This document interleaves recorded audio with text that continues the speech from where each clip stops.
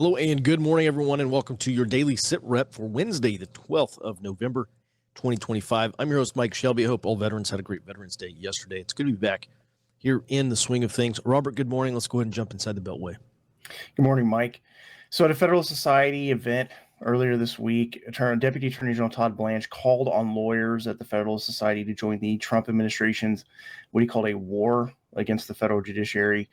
And he said this is because these district courts have been ruling against the Trump administration and being overturned at the Supreme Court. He pointed out that the Trump administration has won the vast majority of their appeals, but he also said the Department of Justice is changing some regulations to mitigate what he called the weaponization of bar complaints against Trump administration lawyers. We covered this previously. There's this group called the 65 Project that has been using these bar complaints to try to deter people from lawyers from joining the Trump administration, and also to basically disrupt the Trump administration's legal activities. Mm-hmm. All right. So effectively, what does this mean? There are more pro-Trump attorneys who join the DOJ, and they think that's going to enable them to have better chances in the courts. Yeah, that's the impression I got from what Blanche's talk at the event. He said that they need more lawyers in order to get through these legal processes faster, because he said that's what's really holding up the administration, is they're getting mired down in these district level courts, and that's holding up a lot of the Trump administration's agenda. Now, I don't have a good grasp on DOJ lawyers, but I will say one of the 6 key pillars of this color revolution is using the civil service against the administration. So, Robert, does it look like there could be Biden holdovers, anti-Trump, pro-Democrat attorneys in DOJ slowing things down, trying to throw sand in the gears, et cetera, of the Trump administration? Well, in some of the cases, yes. I think especially like the prosecution of former FBI Director James Comey. From what I understand, that there was some resistance from some of the Biden holdover attorneys to going through with the grand jury indictment of Comey, and that was why there was a lot of movement in the U.S. Attorney's Office and the DOJ within Virginia. And this has been, I think, the Trump administration has been trying to get more people into the DOJ that are friendly to the Trump agenda, because they've been reorganizing the DOJ, trying to clear out, I think, some of these people who are Biden holdovers that are holding up their legal agenda. Mm-hmm. All right. Thanks. Let's go ahead and move on to the House is returning to end the shutdown. I did see, was it Friday or sometime over the weekend, Senate Democrats caved, according to Indivisible. 8 Senate Democrats ended up voting for this bill to reopen the government. Indivisible had a crash out on Monday. We'll talk more about Indivisible later. They're the country's largest protest organizing group, and they accused Chuck Schumer of caving to Trump again. And there were 3 things. Actually, let me, if you wait just two or 3 seconds, I want to pull this up because this is, I think, important to understand. Democrats were asking for 3 things going into this shutdown: a permanent extension of the Obamacare subsidies, Medicaid funding restored, and an end to the rescission and impoundment restrictions. So basically, they wanted the GOP House to stop cutting certain federal programs through rescission. And just a quick follow-up, Democrats, I think Republicans ended up countering a permanent extension of Obamacare subsidies to 1 year. And now it's not even 1 year. I think they're going to hold a vote in 40 days. And so this email that went out on Monday to everyone in Indivisible was just a pretty excoriating message to Schumer and these Democrats. By the way, the 8 Democrats who voted for this are not up for re-election. So they can go back to their states, and they don't have to face the consequences of Democrat voters, who apparently a majority of them at least wanted the government shutdown to continue anyway. The Senate deal was passed, and it heads to the House. What's the latest, Robert? So the House is scheduled to vote on that package of bills, that bill package today, that is going to stop the government shutdown. and I think it sets a date for late January for basically the next fight over continuing funding, unless they can get all 12 of these must-pass spending bills passed by then. President Donald Trump said he's going to sign the bill once it gets to the House. I did see that Minority Leader Hakeem Jeffries is trying to get an amendment to extend that Obamacare subsidy for 3 years. I don't think this is going to hold up the bill because Republicans have a majority in the House, and it doesn't. To me, so far as I've seen, it doesn't look like there are any Republicans who are going to defect and vote against the stopgap. Mm-hmm. All right, and then just a couple things also. Remember, the Obamacare subsidies were passed back in, I think, 2020 originally, and they were supposed to be temporary. That's why they had an expiration date. Democrats were pushing for a permanent extension, and then maybe they kind of settled for a 1-year extension, and then they settled for no extension. We're just going to vote on it later. So I think this is one big reason why rank and file Democrats are so angry at Chuck Schumer and some of the others, Senate Democrats. All right, let's go ahead and move on to Utah. Robert, I think this is pretty much what you expected, that Utah would end up creating a blue seat instead of creating an additional red seat here. Yeah, they were already 4 for 4 for Republican seats. Prior to 2020, they did have one Democrat seat, but Republicans in the state, when they redistrict after the 2020 census, it was split up the Salt Lake City district so they could have 4 lean Republican seats. Well, this Utah judge ruled yesterday that they have to implement a new map that will put a lean Democrat seat back into the Utah map. And she did rule that it will take effect before the 2026 election. So right now, on the Republican side, they have 5 with Texas, 1 with Missouri, and 1 with Ohio. And Democrats are now at 6, so 5 from California and 1 from Utah, as far as seats that they're likely to have ahead of the 2026 midterms. Okay, so sorry, Democrats right now are at +6. Yes. And then where are Republicans? I believe Texas is +5. Ohio, they implemented a map that is going to create a more competitive district, but it is slightly lean Republican, so that's +1. And then Missouri has implemented a new map with one additional Republican seat. Okay, so just to recap, mid-decade redistricting efforts currently have Republicans +7, Democrats +6. Yes, for now. And I'm still waiting on the ruling from the Supreme Court on those other 19 possible seats Republicans could pick up if they strike down the Voting Rights Act. Mm-hmm. So that's I think likely to come by December. Okay, and just to reiterate, this is very important because President Trump obviously cannot afford to lose even a slim Republican majority in the House, and so this whole plan from the Trump administration was to create additional Republican House seats so they do not lose in the midterms. 90% of the time, the midterms swing against the incumbent party. So there's a just historical baseline, extremely good chance Democrats take back the House unless this mid-decade redistricting goes through, and it's like +5 or +10 for Republicans. Honestly, that's probably about where they need to be. Anything else there, Robert? Go ahead. Yeah, there are some other states. So some of the states in the Midwest that have put off mid-decade redistricting and special sessions, they are, like, I believe Kansas is one. Florida is still talking about it, but they're going to do it in the normal state legislature session starting in January. So there's still potential for more seats. Florida would be, I think, at least +5 for Republicans to pick up before the 2026 election. Mm-hmm. And since this question just came up, let's tackle it now.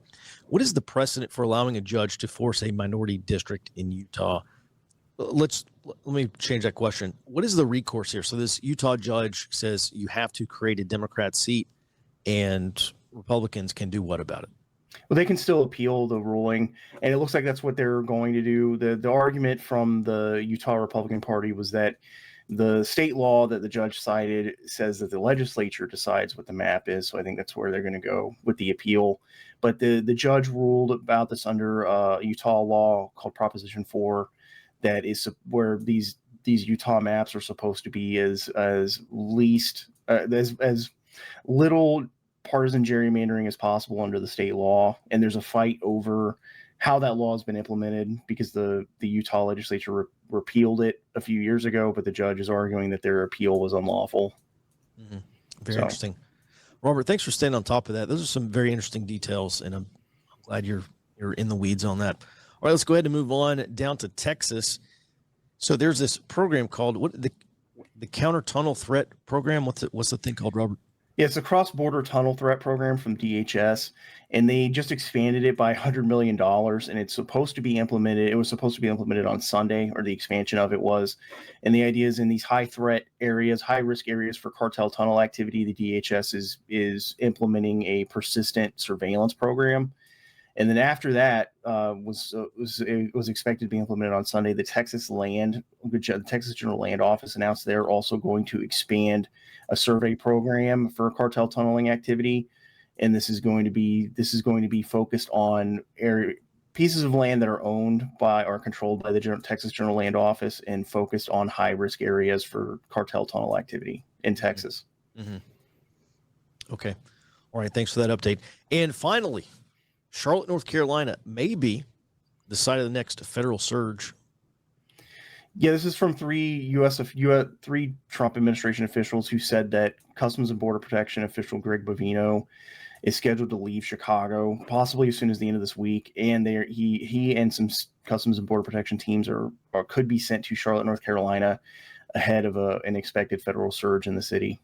Okay, and I saw where the White House is taking a victory lap on decreasing crime in Chicago. Is the Chicago surge winding down, or will it continue? Well, they said that DHS said that they're going to continue, but I think it's going to be more ICE is going to be taking over predominantly rather than Customs and Border Protection. Okay, all right. Yeah, it sure seems like CBP. They're kind of like I don't want to say pit bulls, but they are all about business. I will say that sure seems like to me. Robert, is that your sense as well? Yeah, I think that's why there was talk about replacing some of these ICE field office directors with CBP officials. I think that plan is still ongoing. I think every ICE field office was supposed to get basically a CBP director in charge of their operations. I think that's still ongoing. Only like 7 so far have actually been replaced. And I think that's because the Trump administration sees them as much more aggressive, because they have been, instead of doing targeted operations, they've been doing like presence patrols in Chicago. And also, which is also likely why they seem to have been much more prevalently targeted with some of these direct action protests and vehicle rammings. Mm-hmm. Which continue, by the way. I saw this insane video of this woman. I want to say it was Chicago, weaving in and out of traffic. And there's in color revolutions, there's a tactic called accompaniment. And this is basically where you have these activists shadow law enforcement, whoever, and take photos and videos. In this case, I think she was a member of the Rapid Response Network. And these people, they'll go out, and it's a rudimentary intelligence collection mission, basically. But they go out and they try to find where these ICE vehicles and ICE convoys are. And then they just follow them around all day and report back on where these people are going, and basically like stalking. And so at any rate, this unhinged woman, they ended up pulling her over, and this guy gets out of the vehicle. He's like the deputy something for ICE, and he hops out and he says, basically lets her off with a warning and says, oh, you could be prosecuted in the future. It's like this woman should be arrested for reckless driving because she ran a red light, and it's just absolutely insane how these people are not being arrested for. Really, it's impeding federal law enforcement. At any rate, Robert, anything else on any of this? Yeah, so I think why like in those instances where they're that reckless driving, well, federal agents generally are don't enforce state level law, and a lot of these states, or some these states where the federal surges have been predominantly happening at California, Oregon, Illinois. There's been little cooperation between local police because the state and local level officials have reinforced their sanctuary policies since the beginning of the year. And so there's effectively a situation where the police are not really taking any action against these people who are disrupting and impeding federal immigration enforcement operations at orders of city and state officials. Mm-hmm. All right, fair point. Thanks for that, Robert. Let's go ahead and move on over to our global sit rep. Good morning, Jared. Good morning. All right, we're going to start off with China. They're backstepping on their agreement for the trade framework that came out, I think it was earlier this month. So they're requiring licenses for fentanyl precursors that are shipped to the U.S., Mexico, and Canada, but nowhere else. Everywhere else, you can just import without a license from China. And the White House initially said that China agreed to halt the flow of precursors used to make fentanyl headed to the U.S. This is not halting. This is just licensing it. Moving over to the Caribbean, the USS Ford Carrier Strike Group is now operating in the Caribbean, and Venezuela activated a new national defense law this morning in order to stand up new national, state, and municipality defense commands and mobilize troops and police and militiamen, all in response to the Carrier Strike Group entering the area. And then Jared, just real quick, that sounds serious to me. Yeah. So is this a case? All right. So Venezuela activates a new national defense law. They're standing up, just to reiterate, standing up national, state, and municipality defense commands and mobilizing additional troops, police, and militiamen. This sounds like Venezuela is expecting some level of regime change. Maybe it's voluntary. I think there was a report a week ago that said Maduro allegedly offered Trump to voluntarily leave if he gets asylum and whatever, basically is allowed to leave the country freely. I don't know whether that was true or not, but maybe this is a response just to the Carrier Strike Group entering the theater. However, this is pretty much what you would expect if Venezuela is at least expecting to potentially have some conflict with the United States. Yep. I'll try not to get too much in the weeds, but I think there is definitely a case to be made there. The main purpose of a Carrier Strike Group is to conduct airstrikes. So you've at least got that. Technically, they can do some amphibious operations. They're just not geared for that. They have a fair amount of Marines on board. Don't forget the Carrier Strike Group brings with it all kinds of escorts that can just conduct missile strikes from the water. So there's a lot of damage that can be done now. And this is all in addition to I think it was 8 surface vessels that were already there. So there's an enormous, functionally a modern armada sitting off the coast of Venezuela. And Venezuela also does have that Nobel Peace Prize winner who is I think she was a candidate for the presidential election in 24. And she actually is operating inside of Venezuela. So there is somebody there, I don't know if she quite has a shadow government ready or what, but there's a head of state prepared. Mm-hmm. That's such an important point because in a lot of these cases, there is a shadow government or some form of government in waiting. When you replace the current dictator, you have this governance team ready to step in, a provisional government, basically. So key details. Thanks for that, Rob. Thanks for that, Jared. All right, let's go ahead and move on to this Coast Guard item.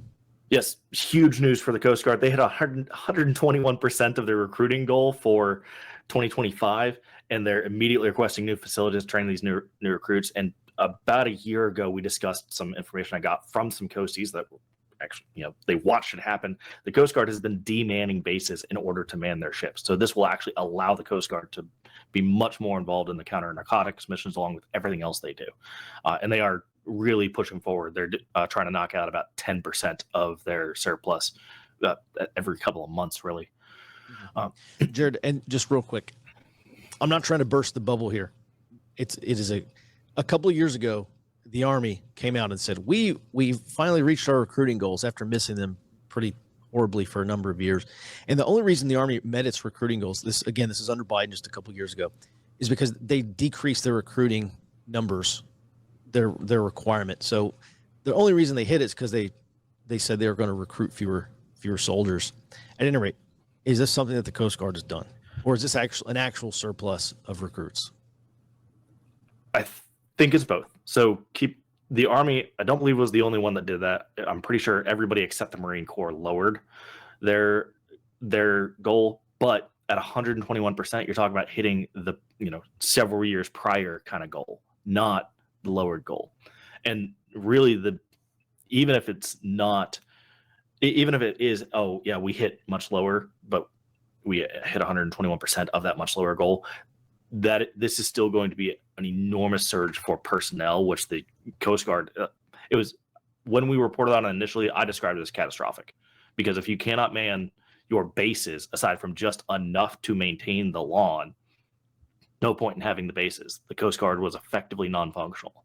This is a major step toward actually getting everything manned appropriately, or at least somewhat, and potentially even fixing some of their maintenance issues, which will again go a long way toward actually taking the burden of their counter-narcotics mission off of the Navy and allow the Navy to prepare for 2027 in the Pacific. Or if it is a true war, the Coast Guard actually does get wrapped up inside of the Navy. This would allow a much more effective Navy overall as well. Okay. Interesting. Thanks for that. All right. Finally, let's end up here. Lithuania and Belarus are accusing each other of engaging in a hybrid war. Yes. So they have an ongoing border dispute that Lithuania shut down the border and it stranded 1,000 trucks on the side, on Belarus's side. And they did this in response to all kinds of drone and minor airspace incursions coming from Belarus. Both sides are saying, hey, this is a hybrid attack. This is a hybrid war. The main reason this matters is Lithuania is a member of NATO. Belarus is a member of the Union State, the Collective Security Treaty Organization, both of which are mutual defense treaties with Russia. I don't think it'll escalate, but we saw in World War I how minor states can escalate into much larger conflicts, and that is a concern. Yeah, also that Suwalki Gap is down there as well. And I only bring that up because apparently German and Polish intelligence officials were quoted earlier this year as saying that is the site of the next Russian special military operation. That's just what they say. I'll pass that on to you. All right. Thanks for that, Jared. And 79 protests today, a bit above baseline, but here's the thing, guys, you got to go out. If there's a protest in your area, I highly recommend you go to it. And I know it's during the day and it's tough to get out. I'm not saying take off the day from work, but go down there and see who is down there. In my local area, I went to the No Kings protest. There's a PSL, a Party for Socialism and Liberation, which is a true revolutionary party. And they're getting a foothold in my town, and would just say broader county. This is something that I did not know, and I would not have known had I not gone down there and talked to these people. So go down and see who is attending these local protests. You just might learn something important about your area. With that, over on the high side coming up, we're going to jump into the Homeland Operations briefing, and we'll talk a little bit more about Charlotte and some other things from the Trump administration. So the show goes on for early warning subscribers. By the way, we are 100% subscriber funded. We have an incentive to get it right. We don't make any money on ads. We don't make any money on Qatar or other countries are not paying us. We're doing this because we love this place. We love America. And we want to make sure everyone is informed. And that's what we do every day, Monday through Friday, for early warning subscribers. So head over to forwardobserver.com/trial. Join us for a free 7-day trial. With that, early warning, folks, please stand by. Jared.